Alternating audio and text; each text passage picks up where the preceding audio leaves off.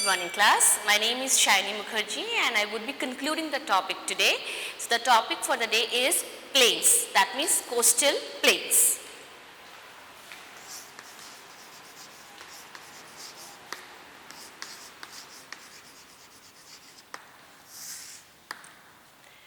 So now, when I am talking about the coastal plains, that means it is discussing about two plains, eastern and western. Okay, let's go and see in the slides and discuss the things point-wise. Okay. So now here, if I talk about the western coastal plains, I have shared two pictures with you all. In this, you will find that there are numerous rivers and backwaters originating in this. Western coastal plains are very much famous for the backwaters. So here the backwaters is also played a very important role. Apart from that, if you see, there are Western Ghats originating where you would be having many estuaries and rivers flowing. The main river that flowing here is Tapi, Narmada, Mandovi and Zuari. These are the most important rivers that flows in the coastal plains. Apart from that, I wanted to highlight the thing is that here you will find the streams too.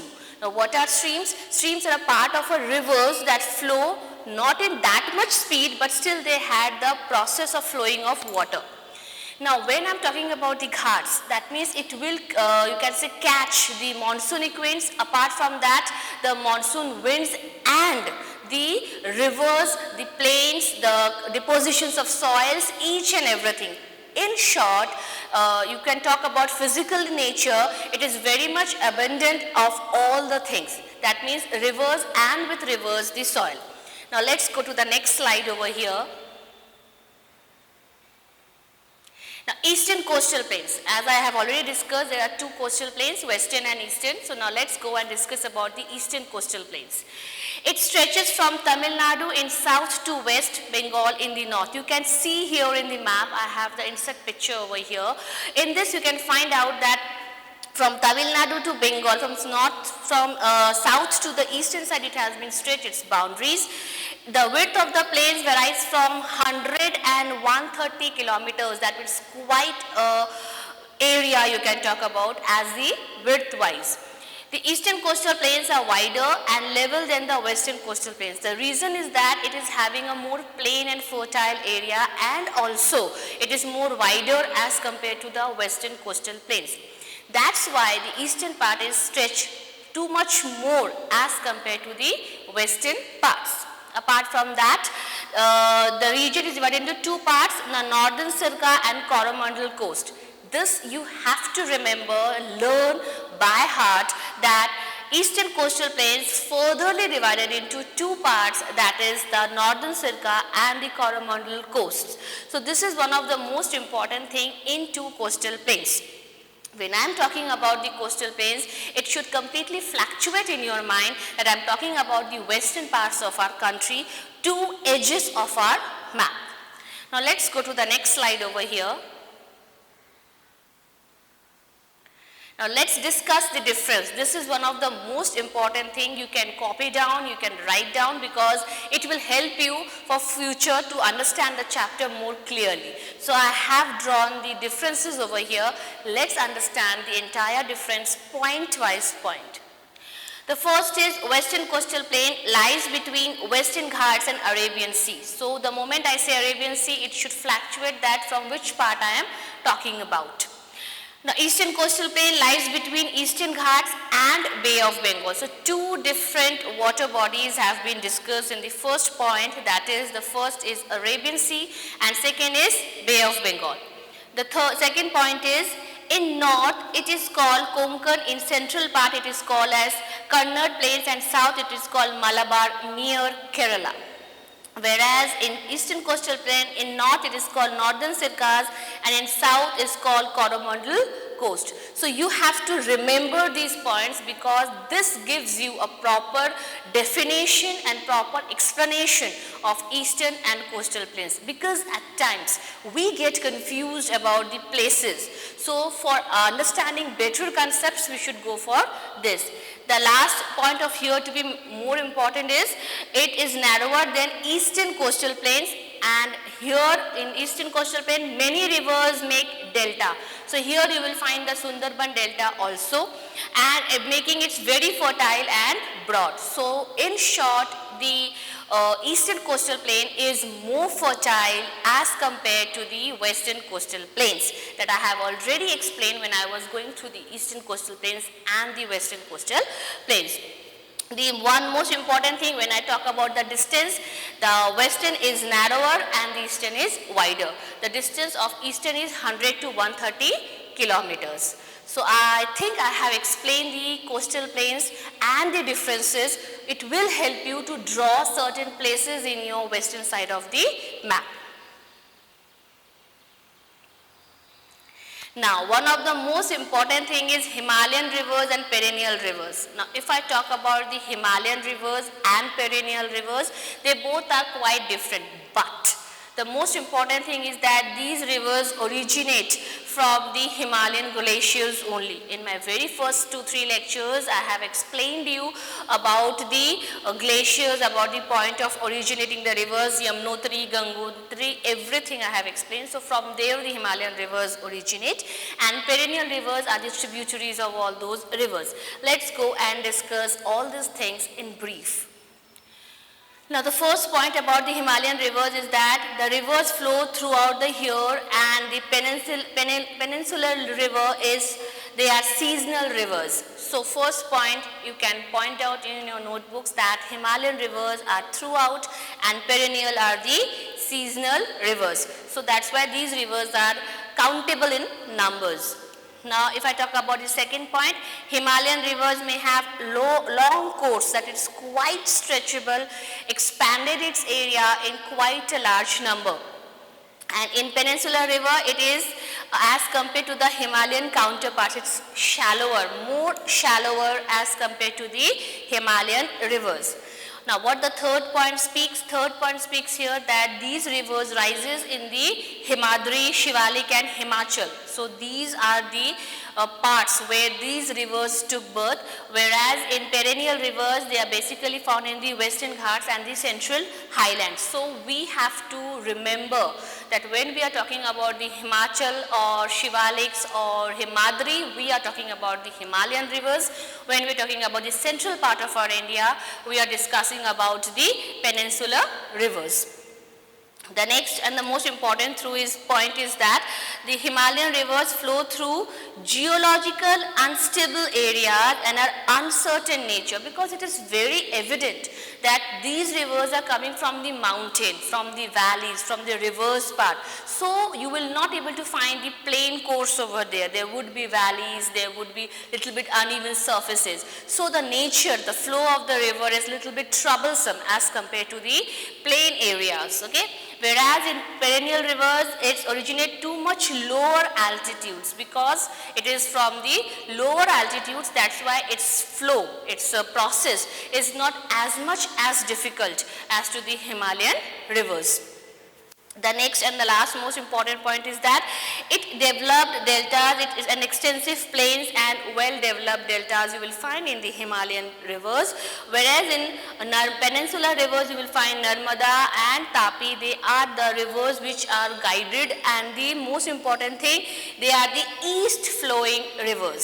So in short, if I wanted to tell you about the Himalayan rivers and the peninsular rivers, they both are the co-partners, they are both working together, they are the two sides of a same coin, but they are originating from different places, they are originating from different areas. Their process is the same, to facilitate the people with the water, to provide the civilization all the basic requirements and the needs, but through different ways.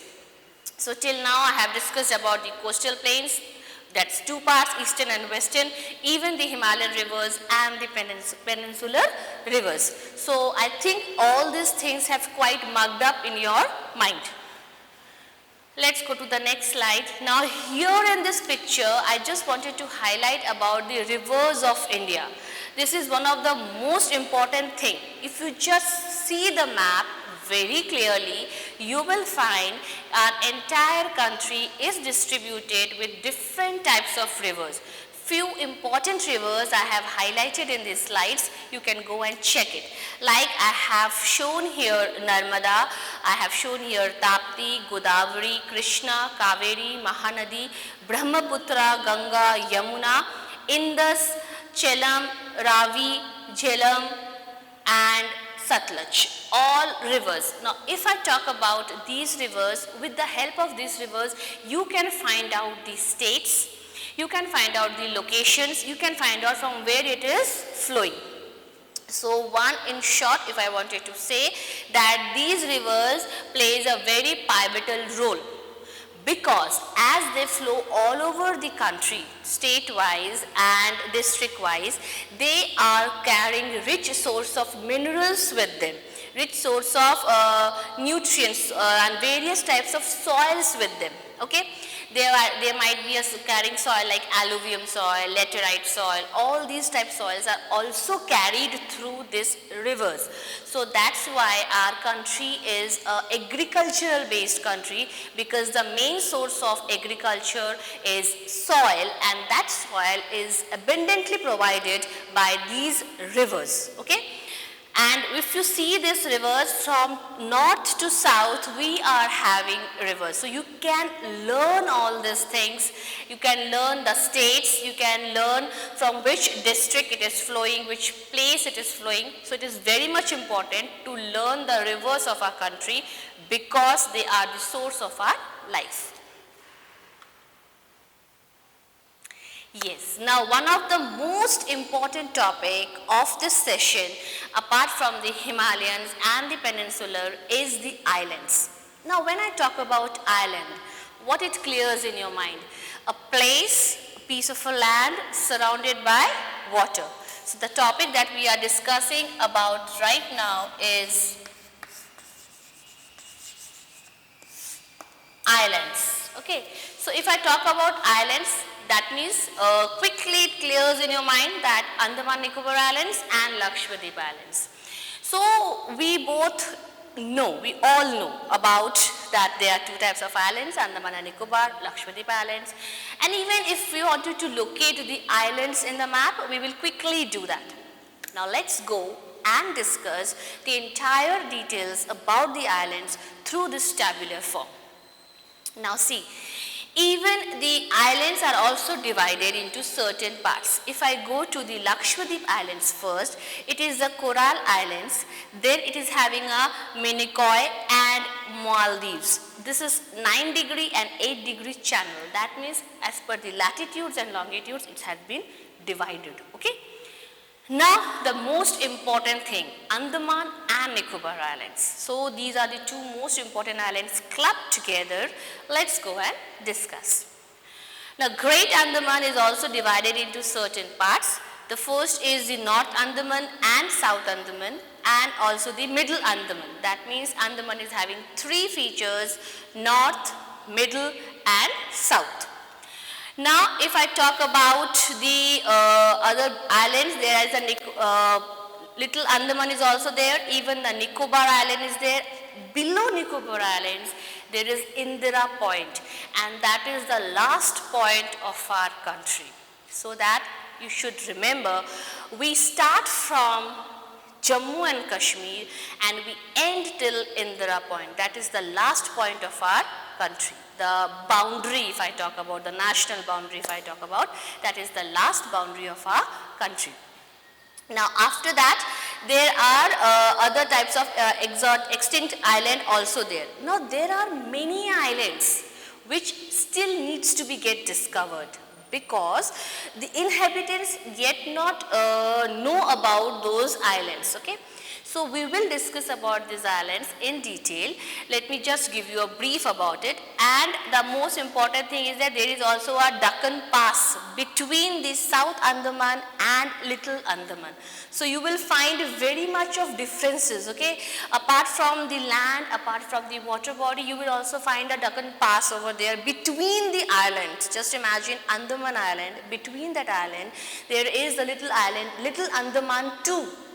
A Andaman Island and a Little Andaman Island in between, and there is a difference between South Andaman and Little Andaman, and that difference is drawn by the Deccan Pass. Okay. Let's go and discuss the islands in detail. Yes. Now with this, here the Andaman Islands have been discussed. Now I will tell you each and everything word to word. Just listen it and try to understand and learn it. Okay. The Andaman Islands are an Indian archipelago in the Bay of Bengal. These roughly 300 islands. Can you imagine? There are almost roughly figure out 300 islands in Andaman Island, only in Andaman Island, and are known as for their palm-lined white sand beaches, mangroves and tropical rainforest. So all these things are the main attraction of Andaman Island. Coral reefs supporting main such as sharks, rays make for popular dividing and snorkeling sites. So Andaman Island not only provide you a research story, apart from that it also gives you a natural view, a very much natural view. Apart from that, you will find the Andaman Islanders inhabit the more remote islands and many of which are of limits to visitors. The reason for limits to visitor is because there are still many people, many tribals people are living there and we are not acquainted of their life, we are not knowing about their nature. So there are many islands where normal human, the visitors are not allowed to go. Till among 300 islands, few islands are still not in reach to the person. So that's why the people or the visitors or the travelers, those who are moving from one place to another for a holiday or for a vacation, they go, you can say they have enjoyed their vacations but in a limited source. Now what is the population of Andaman? It is 3.18 lakh as per the census of 2012. There are 3 districts and the area is 8,250 kilometers square. So in this map you can see I have given you the brief description of the map through where you can understand where the North Andaman and all those. Let's go and discuss here. The first is the North Andaman, then come the Middle Andaman, then come the Lower. Their capital Port Blair, then Little Andaman and Andaman Islands. In between you can find a difference. The below is the Nicobar Island that we will discuss when I will be discussing that. Okay. So through this I wanted to tell you that being an island, when I am talking about island, it is quietly predictable in our minds, predictable and thought that is it not that much large area. Reason is that it is surrounded by the water. Okay, so it's surrounded by water and that water is also salt water. So it is quite evident that we would not be able to find out proper life over there. But still you can say that there are various things, okay. The life which people are living, where the people are accustomed of that is the North Andaman, Middle Andaman and Lower Andaman. Even the Port Blair is more populated as compared to other islands, other parts of the Andaman, and even the Little Andaman. Why it is considered to be as Little Andaman? Because it is still as a part of the Andaman Island. It was later discovered, so that's why it considered named as Little Andaman. So by this I can clear out that with the basic features, with the reliefs, with the natural beauty and with all the natural habitants, this island becomes more important.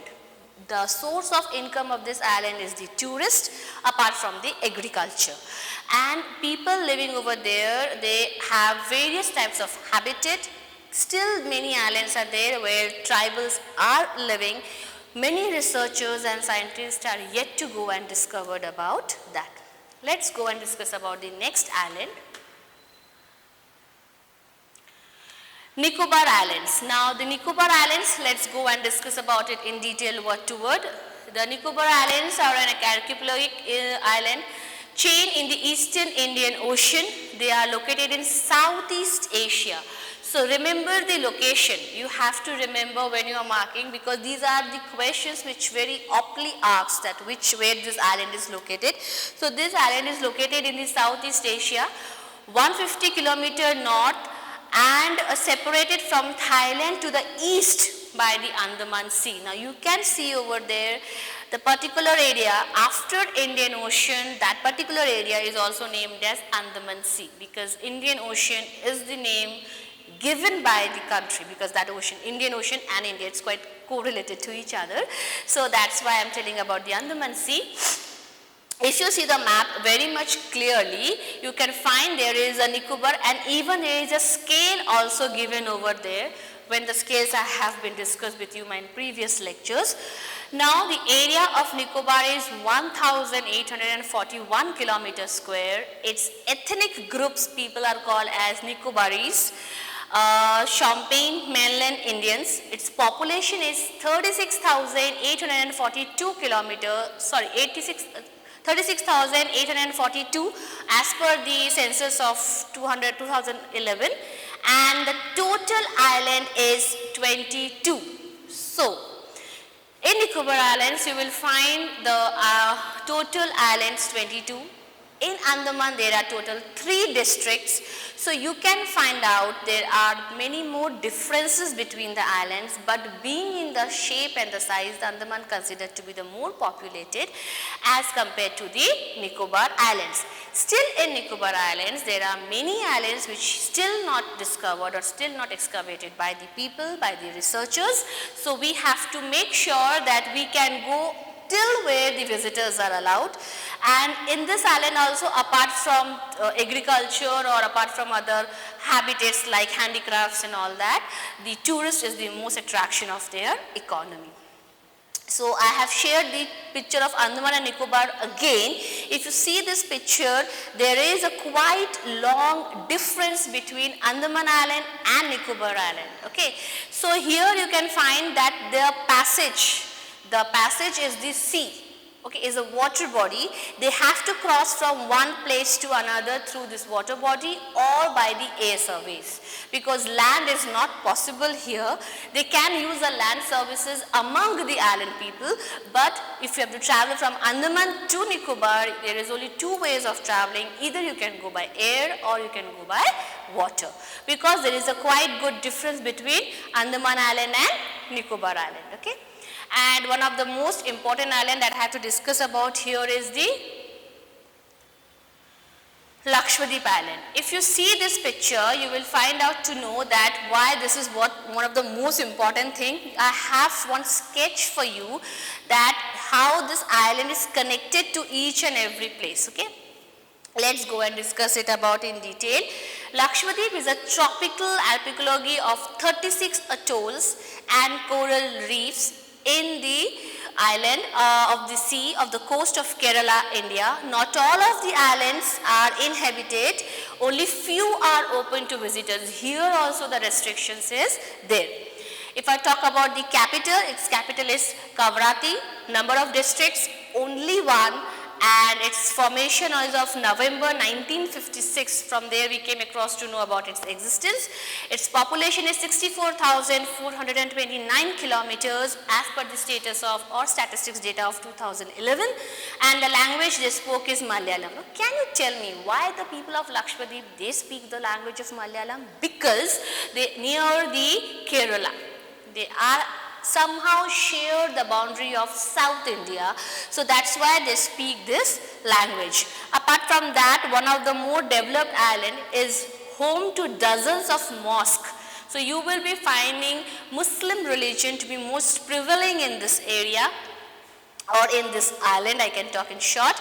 And one most important thing, they showcasing regional fish, shark and endornal species. So all these things you will find in these islands. In short, if I wanted to give you a brief introduction about the Andaman, Nicobar and Lakshadweep Island, is that these 3 islands plays a very important role and pivotal role in the economy of our country, because they are part of our country. Being a distance from land to the other land, there is a quite distance of the wide area of sea playing over there. Still we are having a connection with them. There are many islands which are still we have to find out, we have to research about. There are many places where you will not allowed to go because there are many tribes, people those who are not used to of human beings, they are living over there. Population is varying from place to place. Their capitals are different and even their languages are different. You will find different types of species over there. You will find different types of people practicing different religions and practicing different followers are there.